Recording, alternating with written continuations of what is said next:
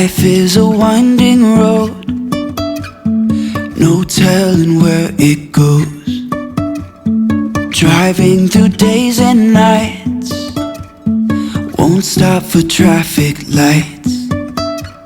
And I really wanna know if I'll ever figure out where the road goes. Herzlich willkommen zum Garten-Update Folge 6. Da heiße ich euch ganz herzlich willkommen, sag Hallo, sag Wadikrab Pipi, Wadikrab Tukon. Heute werde ich euch wie immer das Video vorbereiten vom Garten hier, also das Update vom Garten, was sich so in einer Woche getan hat. Dabei wünsche ich euch viel Spaß und sag wie immer, fleißig abonnieren, fleißig liken, kommentieren und teilen. Ist alles erwünscht, würde ich mich mega drüber freuen. Und ich hoffe, dass euch, wenn das Video eben am Montag kommt, dass ihr mein Video vom Sonntag geschaut habt. Ich sage auf jeden Fall vielen Dank. Sage auch an dieser Stelle nochmal vielen Dank an die 3 Frauen, die mich da unterstützt haben. Und ja, für meine Frau war das eine Überwindung, aber ich denke, sie hat es gut gemacht. Meine Schwägerin ist da lockerer. Und ja, jetzt wünsche ich euch auf jeden Fall viel Spaß mit dem Video hier. Und ich zeige euch jetzt ein bisschen, was sich so getan hat innerhalb einer Woche.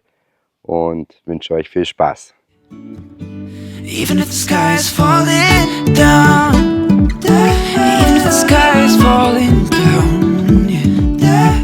The sky is falling down.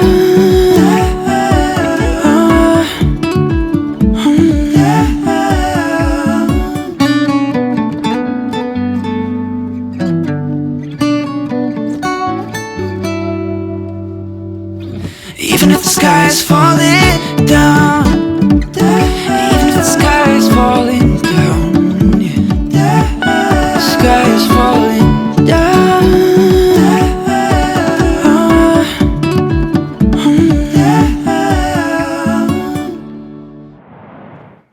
Fange ich mal an mit unserem Teich, der jetzt wieder schön die Lotus zum Vorschein bringt. Jetzt endlich wieder alles schön wächst, zeige ich euch mal kurz.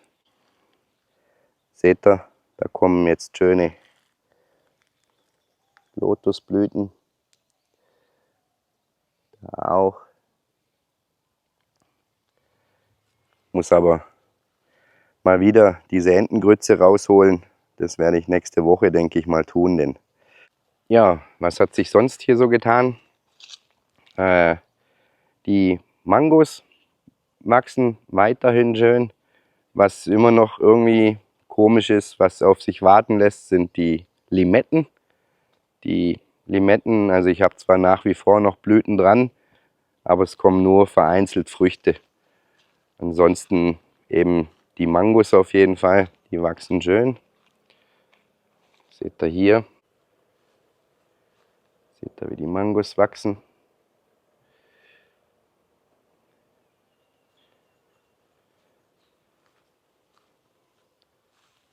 Dann natürlich wieder die schönen Blumen.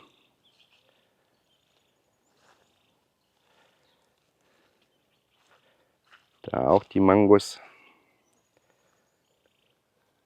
Seht ihr, die werden jetzt schön groß.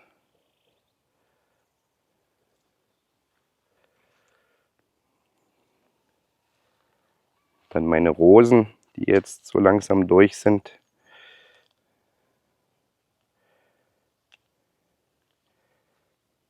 Die Passion Fruit, wo ich so meiner Meinung nach ganz gut im Griff bekommen habe.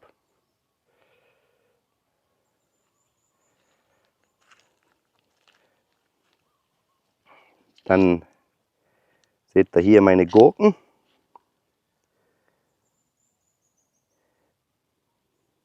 Beim Lamut ist leider noch nichts zu sehen. Bei der Papaya auch noch nicht so wirklich. Beim Pfeffer auch noch nicht.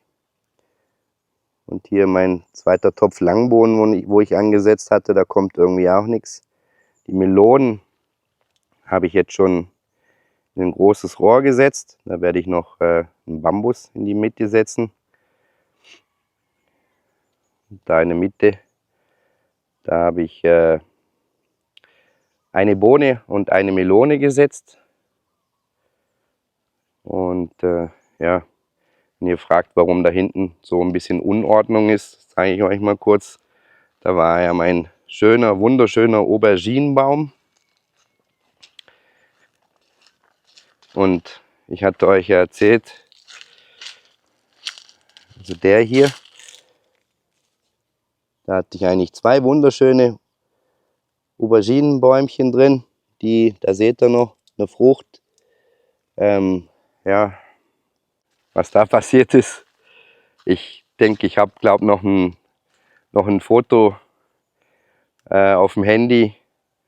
Das werde ich euch mal einblenden. Ich hatte euch erzählt, dass Cola so gern gräbt. Und ich weiß nicht, was sie geritten hat, dass sie da jetzt in mein Rondell doch irgendwie eingebrochen ist. Und das jetzt bereits schon zweimal und mir die Auberginenbäume komplett rausgerissen hat.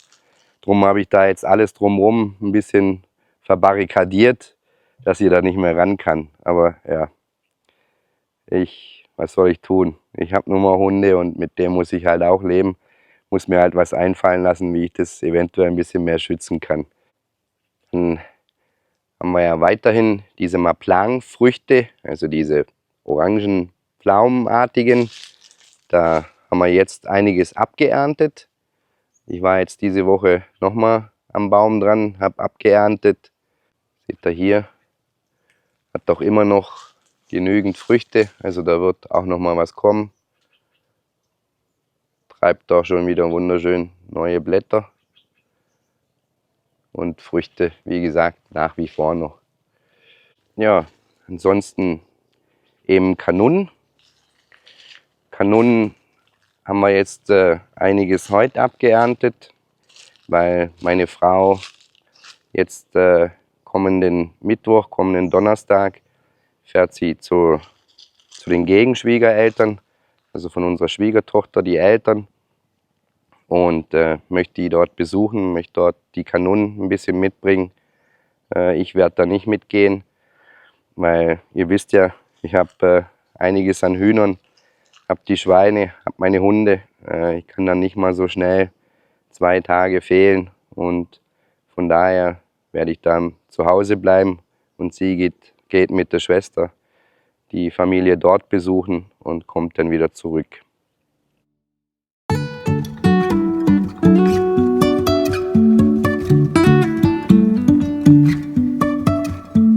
Life is a winding road, no telling where it goes. Driving through days and nights, won't stop for traffic lights. And I really wanna know if I will ever figure out where the road goes. Ansonsten mein Gemüse und meine Kräuter, die wachsen nach wie vor. Die Tomatenbäume habe ich jetzt, so wie ich im Internet ein bisschen nachgelesen habe, wie man da ein bisschen dagegen wirken kann, ein bisschen die unteren Blätter bis zum ersten Fruchtstock oder ja, Tomatenstock, sage ich mal, bis dahin habe ich alle Blätter entfernt, in der Hoffnung, dass ich den Kalziummangel da ein bisschen in den Griff bekomme. Es ist ein bisschen besser geworden, aber ich bin immer noch nicht so zufrieden damit. Es sieht dann eben so aus. Also die Tomaten habe ich jetzt eben die Blätter unten alle weggemacht. Aber wie gesagt, ich habe nach wie vor immer noch, ja, die geht jetzt sogar schon weg, immer noch diese Fäule und krieg's irgendwie nicht so wirklich in den Griff.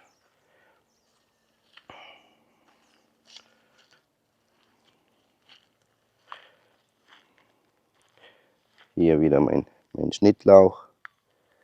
Dort habe ich jetzt nochmal 3 Feigen probiert. Mal schauen, ob ich die durchkriege. Dann hier eben auch nochmal Tomaten. Da die eine Bohne, wo schön nachwächst. Jetzt der andere Bohnenbaumstock bekommt irgendwie jetzt keine Bohnen mehr. Den werde ich wahrscheinlich auch jetzt, trotzdem er grün ist, wahrscheinlich komplett runterschneiden oder halt rausnehmen. Ja, das ist so, was sich von meinem Tomaten her getan hat. Ich weiß da ehrlich gesagt, wie gesagt, nicht mehr, was ich jetzt noch machen soll. Ich habe zwar jetzt auch noch mal mit einem Freund gesprochen, der sagte zu mir, dass das Tomatenpflanzen oder Anpflanzen in Töpfen nicht so gut sei. Ich soll da eher eben ein kleines Beet oder einfach viel mehr Erde machen, dass die Tomaten da viel mehr Nährstoffe bekommen. Muss ich mir mal überlegen. Ich hatte da überlegt, da eben so ein kleines, ja, ist wie eine Art Hochbeet zu bauen. Also nicht wirklich Hochbeet. Muss mal schauen, ob ich das jetzt noch in naher Zukunft jetzt bald mal machen kann. Weil ich muss mir dann sowieso zur Regenzeit ein bisschen was überlegen, wo ich die Tomaten platzieren kann, dass die ein bisschen vom Regen geschützt sind. Und dann werde ich da eventuell nochmal das Tomatenprojekt angehen. Dann hatte ich ja eine Feige, wo ich über den Absenker gemacht habe, wo ich ja umgepflanzt habe in ein kleines Rohr. Das sieht jetzt so aus. Die ist jetzt doch auch ganz gut angewachsen. Ich bin froh, dass Cola da dort nicht gräbt. Also ich klopfe mal auf Holz. Ich hoffe, das bleibt auch so, weil ich möchte die eigentlich gern durchbekommen, weil ich für den kleinen Feigenbaum eben einen schönen Platz gefunden habe, wo ich denke, das passt soweit. Und dann hoffe ich mal, dass mein Hund die Feige in Ruhe lässt. Und ja, dann hoffe ich, dass ich da auch bald ein paar Feigen denn habe. Dann natürlich Blumen, die meine Frau, wo wir ja ein bisschen hier umgesetzt hatten, die scheinen auch alle ganz gut angewachsen zu sein jetzt. Das passt auch soweit, sieht so aus.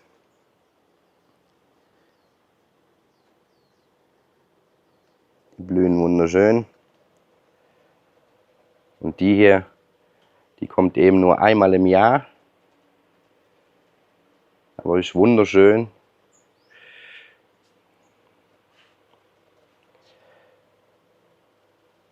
Ist auch, was ich mir sagen lassen habe, eine seltene Blume. Also, ja. Die hat meine Frau, glaubt, wenn ich mich richtig dran erinnere, von der Schwiegermutter abgezwackt. Dann zeige ich euch noch kurz die Feigen, die meine Frau ja aus der Schweiz mitgebracht hatte. Und die 2 Stecklinge, wo ich noch versucht habe, da warte ich jetzt mal noch eine Woche und dann schaue ich mal nach, ob die eventuell schon Wurzeln gebildet haben. Das sieht dann so aus.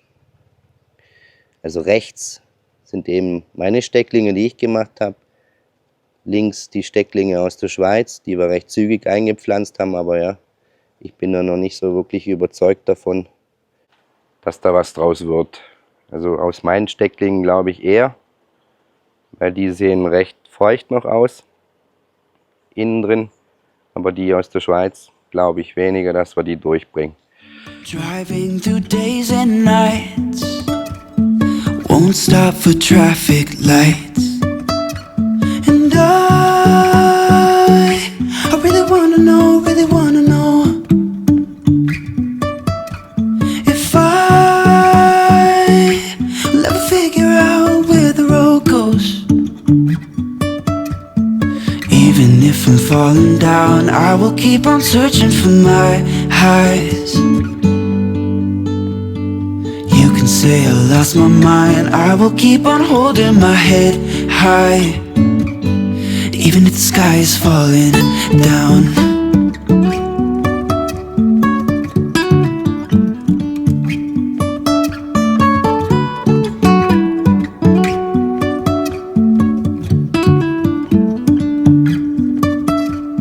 Jumping from cliffs so high, trusting our wings to fly. dann musste ich, alter Gartenprofi, meiner Frau heute zeigen, dass wir doch Sator-Früchte, also diese Hülsenfrucht, wo stark nach Knoblauch oder sehr ähnelt an Knoblauch. Sator ist, ich sage immer, man hat da zweimal was davon, wenn man es isst. Und dann bei der Morgentoilette, ob es jetzt, selbst wenn man Pipi macht ist oder so, den Geruch, den kriegt man erstmal 2, 3 Tage nicht weg. Und eben, ich habe da jetzt heute 2 Früchte entdeckt. Ihr werdet es wahrscheinlich nicht so wirklich sehen, aber da irgendwo sind 2 so Hülsenfrüchte.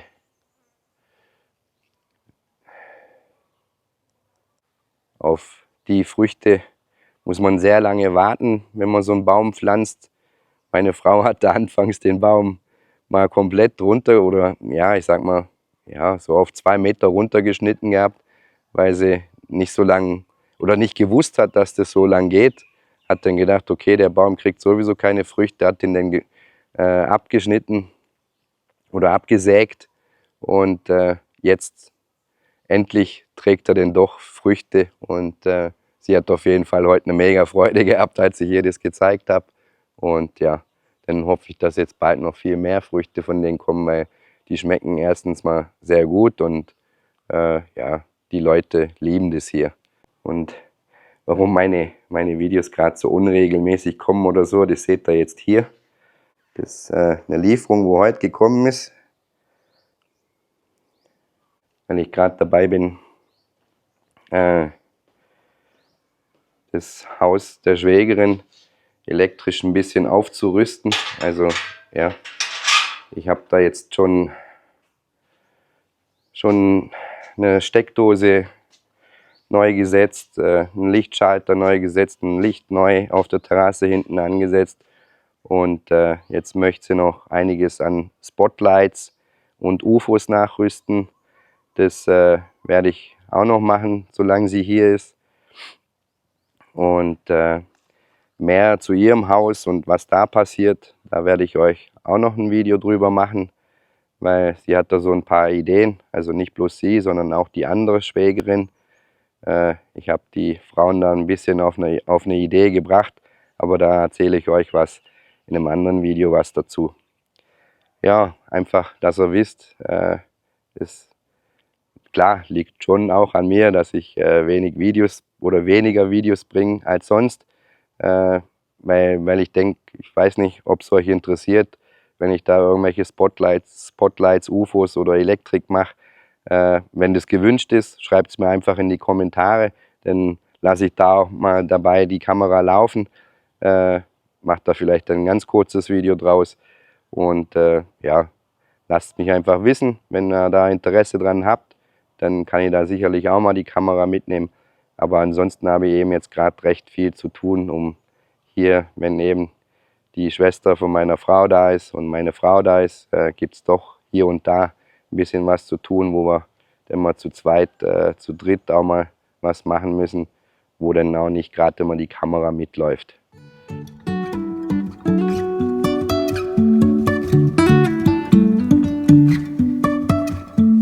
Life is a winding road, no telling where it goes. Driving through days and nights, won't stop for traffic lights. And I really wanna know if I'll ever figure out where the road goes.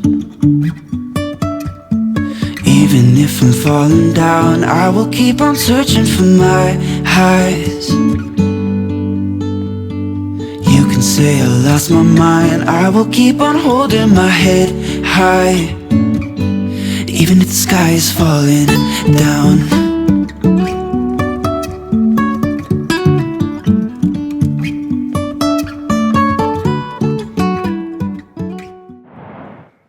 Ja, dann sind wir soweit eigentlich durch. Ihr seht, so allzu viel hat sich nicht getan. Früchtemäßig ist im Moment eben immer noch die Mangos aktuell, wo aber noch, also bei uns zumindest auf dem Grundstück hier, von der Reife noch ein bisschen weg ist. Also wie gesagt, ich denke, meine Frau wird sicherlich was mitnehmen können in die Schweiz. Aber jetzt im Moment zum Essen geht es noch nicht. Also zumindest die, wo wir hier eben auf unserem Grundstück haben. Die Maplang, also die orangenen Pflaumen da, die sind soweit eigentlich, ja, ich sag mal, da kommt sicherlich jetzt nochmal ein Schwung, aber dann sind die auch so langsam durch. Ansonsten meine kleinen, die Clementinen, da habe ich mir sagen lassen, die heißen Somchit. Ich hoffe, das ist richtig. Somchit. Die sind auch noch nicht orange, die kann ich auch noch nicht ernten. Und ansonsten meine Tomaten, ja, da hoffe ich, dass ich da vielleicht doch noch 1, 2, 3 von essen kann. Da schaue ich mal jetzt. Ansonsten werde ich sicher jetzt demnächst das Gerüst bauen für die Gurken. Das muss ich auf jeden Fall vorbereiten. Das werde ich auch noch tun. Da werde ich sicherlich 2 Gerüste bauen. Da lasse ich auf jeden Fall die Kamera dabei laufen, weil ja der Wunsch da war, das Gerüst mal zu sehen. Aber wie gesagt, das wird bei mir spartanisch, günstig. Das wird eben aus Bambus gemacht und da lasse ich auf jeden Fall die Kamera bei laufen. Und dann seht ihr, wie das Gurkengerüst denn aussieht. Und dann hoffe ich, dass ich wenigstens bald ein paar Gurken habe. Lasse die jetzt auch mal im Topf, aber da habe ich eben Videos gesehen, das soll im Topf funktionieren. Bin ich mal gespannt, dass mir es dann nicht gleich geht wie mit den Tomaten. Aber ja, da lasse ich mich dann überraschen. Dann hat noch ein Zuschauer gesagt gehabt, dass ich doch ein paar Tipps und Tricks geben soll. Ja, da muss ich sagen, ihr wisst ja, also die, wo schon ein paar Videos von mir gesehen haben, ich bin nicht der absolute Gartenprofi. Bei mir werden die sage ich mal, Bäume, Früchte, bei mir wird da alles ein bisschen gleich behandelt. Die kriegen ihren Dünger, also halt mein Hühnermist oder Schweinemist, wobei den Mist, den gebe ich eben nicht frisch. Also wenn ich da ausmiste, dann geht der Mist in Tüten rein. Die Tüten lasse ich so, ja, sage ich mal, Minimum 3 bis 4 Monate stehen, trocknen, weil wenn ich das frische Mist geben würde, das wäre einfach zu aggressiv. Das lasse ich dann einfach ein paar Monate immer stehen und so habe ich einfach immer kontinuierlich meinen eigenen Dünger und davon streue ich dann halt eben eine Handvoll an die Bäume, an die Früchte, an das Gemüse. Verwende aber auch jetzt gerade aktuell, hat meine Frau Kuhmist gekauft. Das haben wir auch schon an die Bäume teilweise verteilt.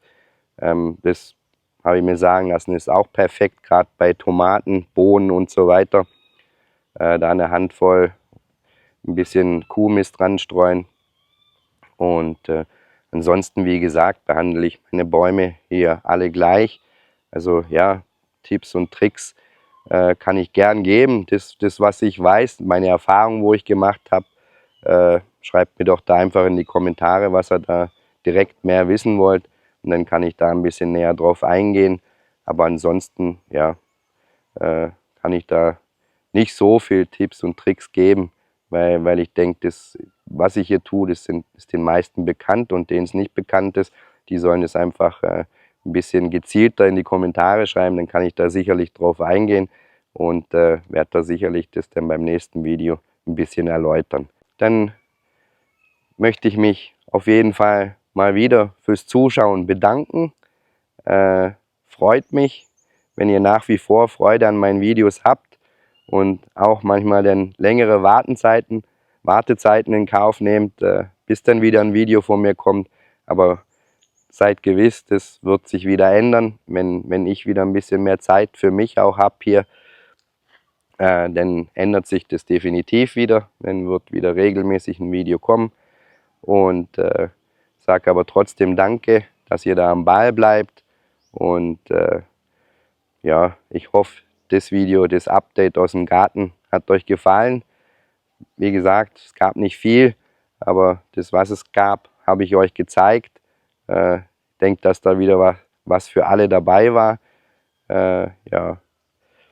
Und dann würde ich sagen, wünsche ich euch jetzt noch einen schönen Tag. Bleibt alle gesund da draußen. Passt auf euch auf. Ich tue es auch.